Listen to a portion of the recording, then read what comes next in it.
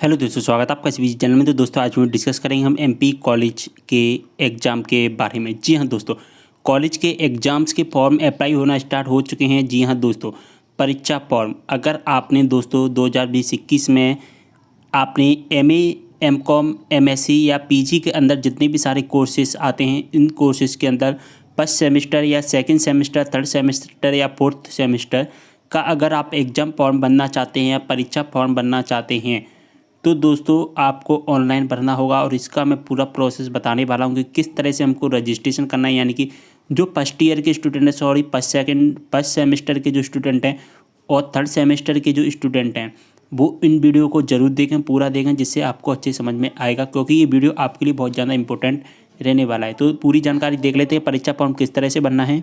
तो दोस्तों सबसे पहले आपको अपनी अपनी यूनिवर्सिटी की ऑफिशियल वेबसाइट पर आ जाना होगा।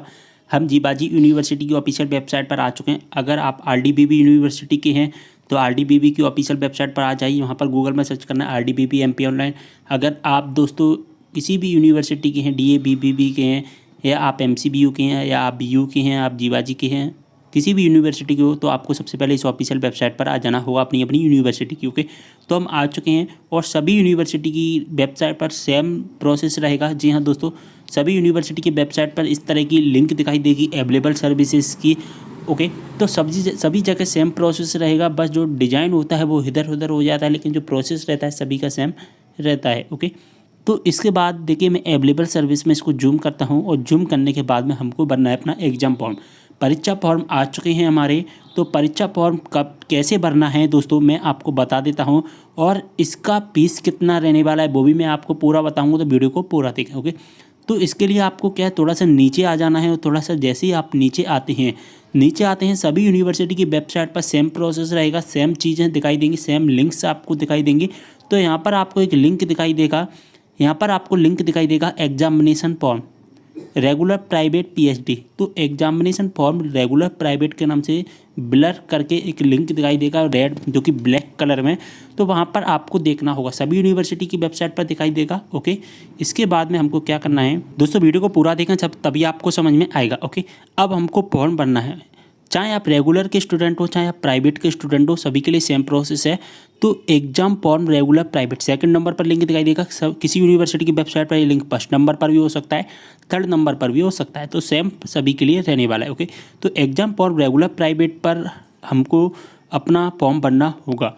अगर हम इसका फॉर्म भर देते हैं, फॉर्म भरने के बाद में इसका रिसिप्ट निकालना चाहते हैं, मतलब हमने अभी फॉर्म भर दिया है और फॉर्म भरने के बाद अभी हम इसका रिसिप्ट नहीं निकाल पाए हैं, यानी कि हम बाद में निकालना चाहते हैं, तो आप फर्स्ट लिंक के माध्यम से इसका रिसिप्ट निकाल सकते हैं।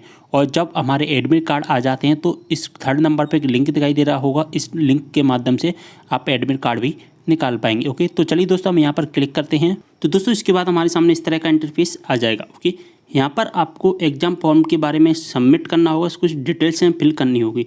तो यहाँ पर हमको फर्स्ट नंबर पर जो डिटेल फिल करनी है, सबसे पहले प्लीज़ एंटर एनरोल या रोल नंबर। तो अगर आप फर्स्ट सेमेस्टर के स्टूडेंट, सेकंड सेमेस्टर के स्टूडेंट है, थर्ड सेमेस्टर के स्टूडेंट है, तो आपके पास में नामांकन नंबर होगा, एनरोलमेंट नंबर होगा, उसको यहाँ पर डालना है, जो कि ए से शुरू होता है। किसी किसी यूनिवर्सिटी में, सभी यूनिवर्सिटी में अलग अलग एनरोलमेंट नंबर होते हैं, तो जो भी एनरोलमेंट नंबर है वो यहाँ पर डाल देना है। इसके बाद में आपको अपना सेमेस्टर सेलेक्ट करना है, first semester, second semester, third semester या फिफ्थ सेमेस्टर जो भी है। इसके बाद सिलेक्ट और टर्म सिलेक्ट करना है। टर्म का मतलब होता है आपको दिसंबर 2020 सेलेक्ट करना है। क्या सेलेक्ट करना है? दिसंबर 2020। ओके, अगर आप दोस्तों हमको दिसंबर 2020 इसलिए फिल करना है क्योंकि हमारे फर्स्ट सेमेस्टर के और थर्ड सेमेस्टर के जो एग्ज़ाम होते हैं वो दिसंबर 2020 में होते हैं। अगर आप फर्स्ट सेमेस्टर और थर्ड सेमेस्टर वाले स्टूडेंट हैं तो दिसंबर 2020 या दिसंबर 2021 सेलेक्ट करना है, यानी कि दिसंबर सेलेक्ट करना है फर्स्ट थर्ड वालों को। और जो सेकंड सेमेस्टर के, जो फोर्थ सेमेस्टर के स्टूडेंट होते हैं, उनको सेलेक्ट करना होता है जून। इसके बाद सिलेक्ट स्टेटस हमको सेलेक्ट करना है। अगर आप रेगुलर के स्टूडेंट हैं तो रेगुलर, और दोस्तों आप प्राइवेट के स्टूडेंट हैं तो प्राइवेट सेलेक्ट करना है। इसके बाद जो कैप्चा कोड दिया गया है वो डाल देना होगा। तो दोस्तों कुछ इस तरह से आपको सिलेक्ट करना है, जैसा कि मैंने आपको सिलेक्ट कर लिया है। मैं आपको हाईलाइट करके दिखाने की कोशिश कर रहा हूँ। फर्स्ट सेमेस्टर दिसंबर 2020 regular, first semester third semester को दिसंबर सेलेक्ट करना होता है, सेकंड सेमेस्टर फोर्थ सेमेस्टर को जून सेलेक्ट करना होता है। ओके, और जो भी आप ईयर में हो उस ईयर को यहाँ से सिलेक्ट करना होता है। जो कैप्चा कोड दिया गया है वो डालना है। अब यहाँ से हमको सर्च कर देना होगा। तो दोस्तों इसके बाद हमारे सामने इस तरह का इंटरफेस आ जाएगा। हमने सर्च कर लिया, सर्च करने के बाद हमारा पूरा डिटेल्स होगा वो डिटेल्स हमको फिल करा हुआ यहाँ पर मिलेगा। अब आप सोच रहे होंगे कि डिटेल्स कहाँ से आया है। जो आपने एनरोलमेंट रजिस्ट्रेशन किया था, एनरोलमेंट रजिस्ट्रेशन में नामांकन रजिस्ट्रेशन में आपने जो भी डिटेल्स फिल किए थे वो सारा डिटेल्स यहाँ पर आपको शो करेगा। ओके, आपको अपने कॉलेज का नाम शो करेगा, सबसे पहले आपका नेम शो करेगा और आपका नामांकन नंबर दिखाई देगा। अभी आपका रोल नंबर नहीं आया है, रोल नंबर हमारा एग्जाम होने के टाइम जनरेट होता है, इसलिए रोल नंबर पर कोई भी ऑप्शंस नहीं दिया गया है। कैटेगरी दिखाई देगी, सेमेस्टर दिखाई देगा, ब्रांच दिखाई देगी, एमए किस कोर्स के लिए, XYZ सारा डिटेल्स हमको दिखाई देगा। बस आप कॉलेज के लिए हम फॉर्म में अप्लाई कर रहे हैं, उस कॉलेज का नाम भी हमको दिखाई देने वाला है, XYZ सारी चीज़ें हमको दिखाई देंगी। बस यहाँ पर हमको क्या फिल करना है, यहाँ पर हमको अपना आधार कार्ड नंबर फिल करना है। देखिए यहाँ पर हमको आधार कार्ड नंबर फिल करना है, जो भी आधार कार्ड है। यहाँ पर हमारा फ़ोटो सिग्नेचर दिखाई दे जाएगा, जो भी फ़ोटो सिग्नेचर। अब बात करते हैं फ़ीस की, तो इसमें जस्ट नीचे लिखा गया है एग्ज़ाम फ़ीस डिटेल्स। तो यहाँ पर हमारा जो फ़ीस रहने वाला है 1100 रुपये। इसका ऑफिशियल नोटिफिकेशन आया था, उसमें भी 1100 रुपये बताया गया था।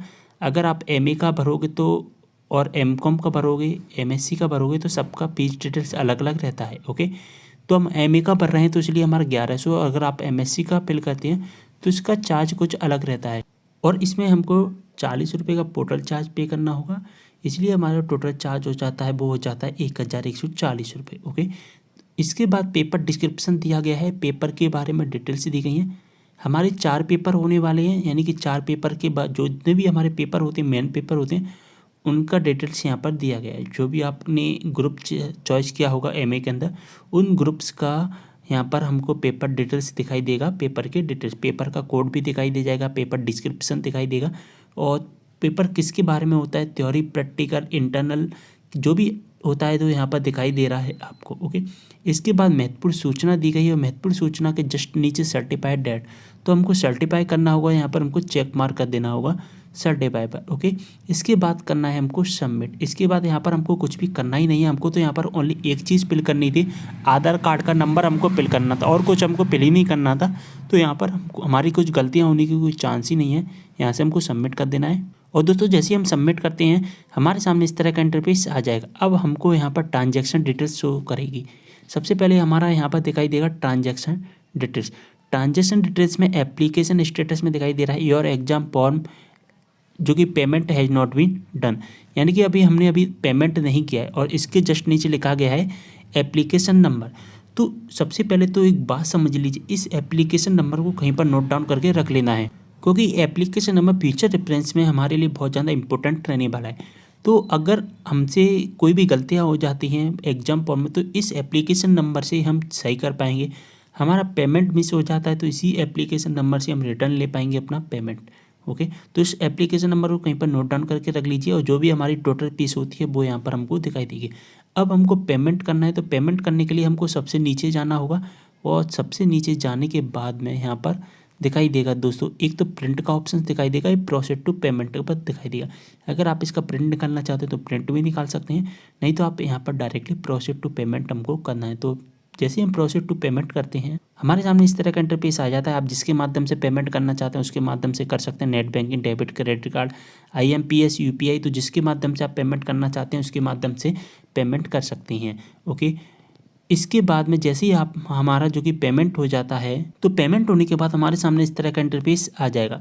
हमारी ट्रांजैक्शन डिटेल्स में हमको क्या दिखाई देगा, अब your application payment has been done. अब हमारा एप्लीकेशन स्टेटस क्या आ रहा है कि हमारा पेमेंट है वो सक्सेस हो चुका है, और यहाँ पर हमारा एप्लीकेशन नंबर होगा, जो भी हमारा जो एप्लीकेशन नंबर होता है, और हमने टोटल फीस पे की 1140।